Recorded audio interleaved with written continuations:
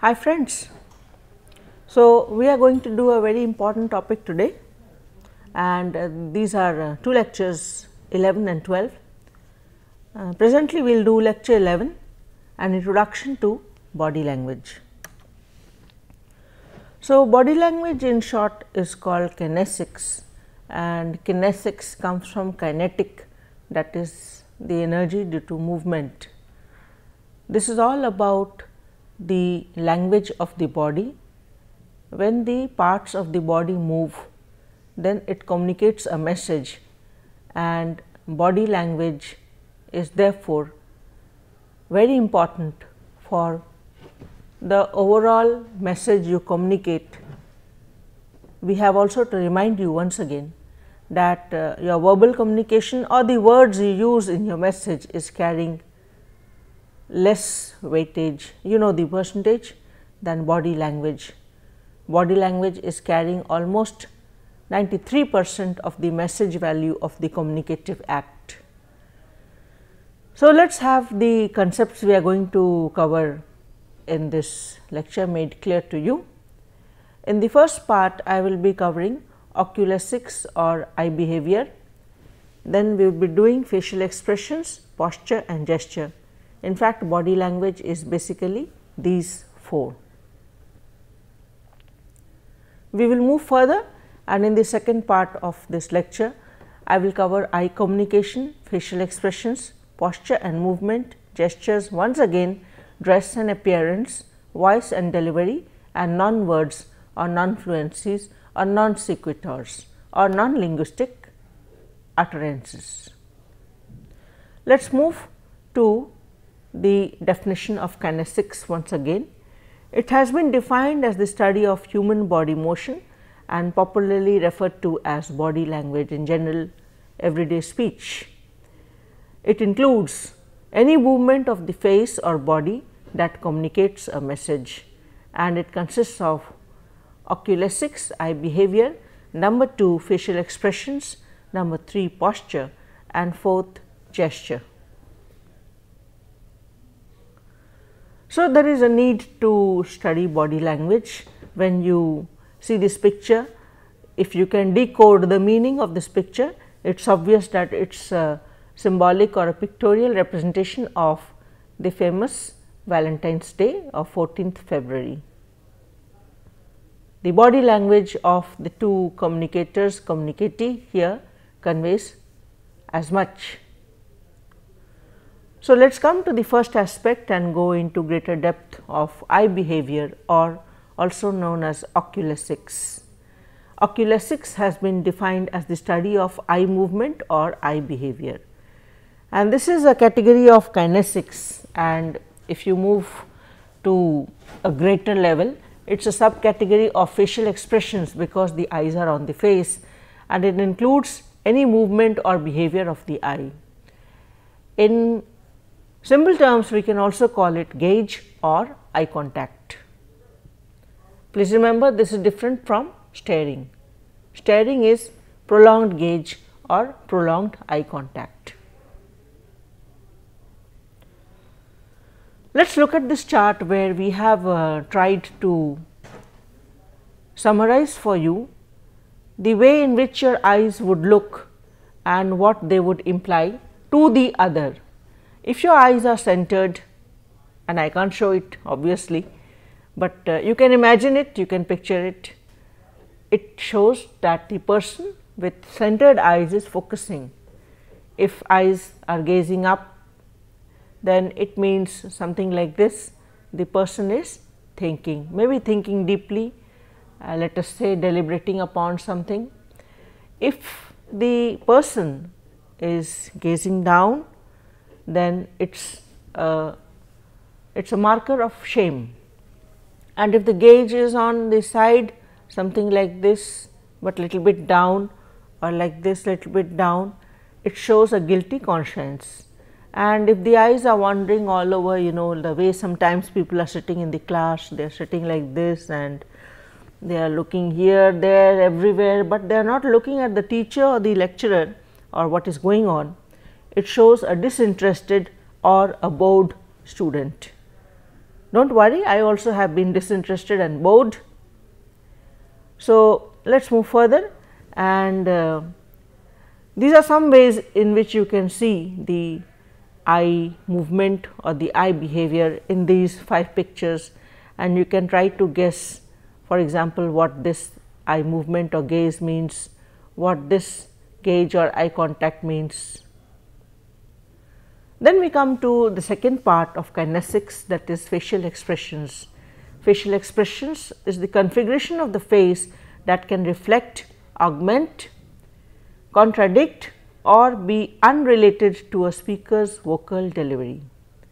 So, the expressions on your entire face at the time when you are speaking or saying something, they can be matching with what you are saying, that is reflect what you are saying. Number 2, augment, they can increase. Number 3, contradict, or number 4, be totally out of context with what you are saying at that point of time. So, did you know that these are just some small questions for you, that you have 80 muscles on your face and these 80 muscles can create more than, please fill in the blank, how many expressions can be created by only 80 muscles on your face, and let us fill in the second blank also, and you can understand it. The face. The face is the single most important broadcaster of emotions. To move further, we have this definition here, this concept here, facial management techniques, and we need to learn it because it is about the control of facial muscles to conceal inappropriate or unacceptable responses. In the lab class on body language or nonverbal communication, we had shown a small video clip from a famous movie, a very popular movie, Hollywood, Liar Liar, where Jim Carrey is in the role of a character who is not able to utter lies. For most of us, lies will come quite naturally or with little effort, but for Jim Carrey it is a no, he can't lie at all. And so, if you see the kind of facial expressions he displays when he is almost being suppressed to tell a lie, this is something which we are talking about now. So, let us study through this small chart, 3 points. If you have let us say if you have wrinkles on your forehead, it shows that you are angry, and eyebrows at outer edges, if they are up, that also shows immense anger, intense anger. And if you have, as they say, nose up in the air, it shows of course condescension or contempt, as if you are looking down upon the other. So, can you just read some of these facial expressions? These are there in cartoon form. This is of course, I could tear my hair out of anger. This one seems to be slightly depressed or down, and this one is quite angry, almost bursting at the seams. Anger is just welling up to the brim and may overflow any point of time like a volcano. Let us come to number C. The third one is posture. Posture is the way you position yourself vis-a-vis the other with whom you are communicating. It is defined as the way a person stands, forward or backward or erect, leans forward or back, and also the way in which the head is moved. Nancy Henley, in her book Body Politics, has defined posture as the bearing, आपकी चाल, as they say in Hindi, the way you walk, the bearing with which one proclaims one's position in life. If you come to now the 2 types of body language postures, there are basically 2 types of body language postures. One is open or closed, the other is forward or back. Now, the open closed posture is the more important and the more the more offered one which you should choose if you have to adopt this body posture. People with arms folded and legs crossed and bodies turned away are signaling that they are rejecting the message coming from the other. But people showing open hands fully facing you and both feet planted firmly on the ground are accepting whatever message you are delivering. Let us come to this side of the slide, right hand side, and if you notice people are leaning forward and pointing towards you, maybe like this or like this, you know that they are actively accepting and rejecting the message. And if you have to read the body language or the body language posture of those who are leaning back and looking up at the ceiling, or maybe doodling with a pen or writing on a pad, or they open their spectacles and they start cleaning them. So, the idea is not that they are rejecting you, but they are slowly passively absorbing, or the other idea is that they may be ignoring your message. This small chart we have got for you from a very well known book called Mind Your Manners by cultural expert John Mole, and this shows in tabular form that if the body language is forward and open, the personality is responsive or is going to respond to the situation. Remember the fine line of distinction between response and reaction. If the person has a body language which is between open and back, the person is reflective or reflecting, and if it is back and closed, it is significant of a person who is hiding, who is a fugitive and who does not want to come out into the open. The last one is forward and closed. This is about those people who are aggressive, they are in a combative mode. Any point of time now they might enter into quarrel, it may be possible physical also.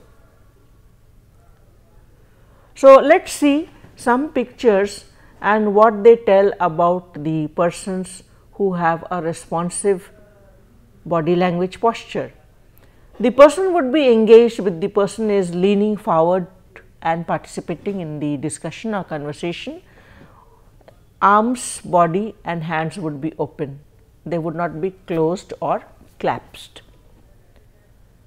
The second picture here shows that they are eager, they are enthusiastic, and if they are sitting, you see this is the sprint position, as if the sprinter is about to begin the sprint 100-meter leg, and the legs would be open slightly apart, the feet would be under the chair, on toes, as I said, the sprint position, and leaning slightly forward. The third picture shows a mental image which you can read is ready to agree, because if there are some papers, lying here and there, then the person would close all those papers, maybe put them in the file or the bag, put the pen down, and hands would be flat on the table like this, Let us come to the second example of a reflective person. I am not saying a reflective person throughout 24/7, but somebody who is reflective at that point of time when you are trying to assess the body language of the other. A reflective person first of all will be listening, and when we listen very intensely and interestedly, we have a slight head tilt on either side. I am not sure whether it can be this side also, but yes, on either side. There is lots of eye contact, gaze or eye contact with the other who is speaking, and there is nodding. This is a non-verbal message which says that yes, I am taking you, yes, I am understanding you, and the blink rate of the eyes would be high blink rate. Secondly, a person who is reflecting on what you are proposing or saying will be evaluating, because this would be shown through the person sucking the glass or the pencil, stroking the chin, maybe something like this or this, and looking up and maybe right side. Legs would be crossed in 4 position, something like this, you can sit and see it, and the ankle would be on knee at that point of time. Lastly, the reflective posture is understood by the attentiveness of the other, the attentiveness, the participative nature of the other. If the person is standing, then the arms would be behind the back as we do in Savdhan, and there would be a slight smile on the face, and the feet would be open. The feet would be open, not closed. These are closed feet, these are open feet, some gap between them. Moving on to the fugitive readings into non-verbal communication, or especially we are talking now about body language. A fugitive person will show that he is bored by staring into space unlimitedly. There would be a slight slump to the posture, Of course, as I said, doodling, maybe you see some students in class also, the way in which they balance this, that they are more involved in this than in the class as such. And foot tapping, this is a general behavior which is noticed, foot tapping, to indicate that they are bored with whatever is being shared. Secondly, they would have an attitude of let me go, it is over, let me leave this situation. So, the feet would be pointed towards the door, and they would be like looking around at what are the others doing, or when will the door open, or when will the bell ring, or maybe perhaps they would look at their time also, that when will the time be over and we shall be relieved of this class or lecture or activity, and they would start preparing, they would start buttoning up their jackets because they are just on the verge of leaving.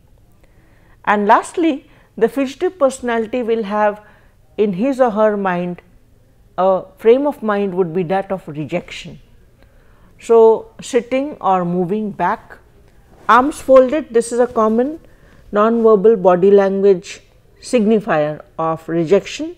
Legs would be crossed in 11 position, that is right at the end, legs would be crossed in 11 position. Thigh would be on knee, head would be slightly down, and maybe a frown, slight frown. Moving on to the last body language posture, that is of a combative situation or a combative person in a combative situation. So, a person would be combative, this can be read, the person is combative, this can be read if you see that he or she indulges in finger tapping, on the table. If this is the table, let us say finger tapping, which signifies let me speak, meri bari kab aayegi, when will I speak, when will I get my chance. Foot tapping once again and staring. This idea of staring directly, gaze or eye contact with the speaker is as if to slightly unnerve him or her, so that then I can start speaking, because he will stop speaking, getting unnerved by my stare. Secondly, combative persons are generally aggressive, and they would be, as shown in the picture, leaning slightly like this. They would indulge many times in this action of finger pointing, and the fist would generally be clenched to show that they are controlling their anger within them. And lastly, if the person is standing and you would guess that the person is in a combative mode, that you can do, because in a standing posture the hands will be on the hips and there will again be a frown on the face. Last we come to number 4, which is gesture, and gestures are gesticulations.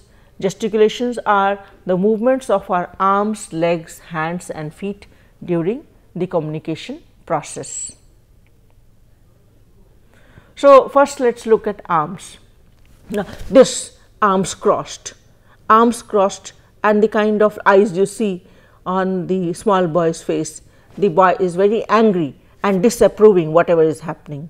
On the other hand, you see the man's picture on the right hand side, and his body language is open because his hands are open like this. So, he is honest and he is accepting whatever is in process. So, how do you improve your body language? If we are to answer this question, first of all, we need to work upon eye communication and gaze, not stare. Facial expressions need to be managed, posture and movement need to be controlled, gesticulations, gestures need to be the minimum possible, dress and appearance need to be good, formal. For formal situations, I think they should be at the almost impeccable. You have to work upon your voice and delivery and take care that you do not utter too many non-words, because you see, when we utter non-words, it only shows that we do not have control over the language. When we do not have control over the language of communication, it is at that point that we utter such non-words or non-fluencies as ki, so on and so forth. So, coming first to eye communication, these are some points which you need to keep in mind if you are working on improving your eye communication. The first is, are you looking at others when they are speaking, or when they are listening to others, or are you looking anywhere else other than at those who are conversing with you in your group, let us say. The second is, when do you look when you are speaking or listening to others? Think consciously about it. And the third is, how long do you make the eye contact when you look at others? As I said, a prolonged eye contact is a stare, it is no longer a gaze, and it is considered unmannerly, without etiquette, it is not considered good. We come next to facial expressions, and you see, in your the entire frame of the face, the most important is the smile. And here we have three pictures of somebody never smiling, somebody sometimes smiling, and somebody always smiling, this kangaroo here. So, the choice is yours. Thirdly, we come to posture and movement. Let us take care of our upper bodies, that is above the bust, and if we have to stand, we should always stand tall, we should stand like this. We should also at the same time not forget to take care of the lower body, that is below the torso. Think about when you are deep in a conversation, do you have a tendency to lean on your right leg or on your left leg? And always be physically agile, always be physically in a ready position, that is what we advise. In a communication scenario, there is necessity to move. Remember that kinesics is about movement. And lastly, despite all these advices which we are offering you, the point is that everybody has his or her own unique personal style. As somebody said, style is the man. Fourthly, we come to gestures, and gestures are gesticulations. Again I repeat, what you do with your hands when you talk or speak. Find out what are your typical habits. Think about whether you are gesturing too much or not at all. Are you at the two extremes or somewhere in between? And when you are nervous, just study, be conscious. What are your hands doing? Where are they going? And there is a need to study this, because you need to control an external display of nervousness. You may be nervous, but put it inside, do not let the others know. So, study what your hands do when you go nervous. Consider the question, how much gesture is appropriate to which situation? It may not always be formal, also informally, consider it. And the other point is that despite all we have said, body language is so natural, it is so inherent, it is so genetically proclaimed that it is difficult to exaggerate too much, to try to differ too much. Let us come to dress and appearance. The advice here is to be appropriately dressed for the situation, dress consciously, and remember that your dress or your attire is more important than what you may think. Impression management. it's about how you dress and appear to the general public, to the others. Most of all, the hair should be combed and in an appropriate style, your face should be clean. Girls are advised to wear minimal makeup for formal situations. There should be no scent, perfume and aftershave lotion, deodorant, etc. Your teeth should be brushed and flossed. You must not have lot of jewelry on your neck. And for boys, if you have an open shirt, only the top button is open, no need to expose your chest. And it's advisable to wear a necktie for the business setting. And look at the collar, is it buttoned properly or not? We move further. The hands should be clean with limited jewelry. So, here I am wearing 2 rings, but actually there should be limited jewelry on the hands. Clean and well manicured, your nails must be cut properly.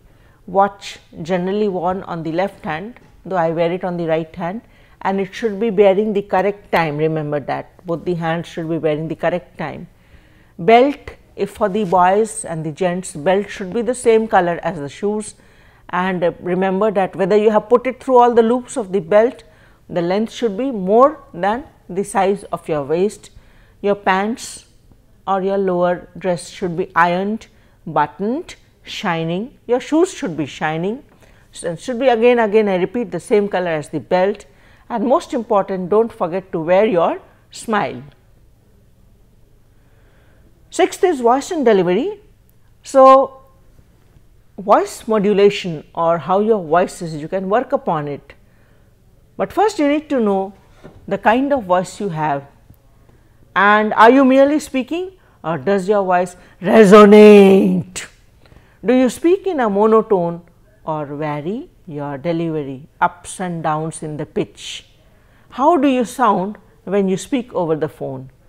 Just record one of your conversations on the phone and listen to it to get answer to this question. So, voice and vocal variety is important because your voice actually is transmitting energy. Look at the sound of your words, vary the vocal quality of your vocal cords. And if you are reading, let us say that you are reading from somewhere, don't simply read, move up, have eye contact, you have a paper in front of you, you are reading. So, don't read as if you are a parrot, have eye contact, and in that way you will see that vocal quality will vary. Moving next to non-words or non-fluencies, consciously judge which is your favorite non-word. Is it ki or ka or whatever. And if you are an engineer or a doctor or a lawyer or a professional in some other area or specialization, take care of what technical words or jargon, that is profession specific words you are using. Take care that you are not using slangs. Also, the necessity to emphasize on pause. Pause is a period of silence. Consider how long you pause, and are you pausing for effect. When you pause for effect, the other or the others are waiting for what important will come from you now. Be natural finally, be the natural self, work upon your strengths and weaknesses, convert your weaknesses into strengths and learn like a juggler. It will be a lifelong affair, by which time you will be a well acknowledged good communicator. These are some of the references I have used for the preparation of this lecture, and I would like to thank you for being with me, and God bless you.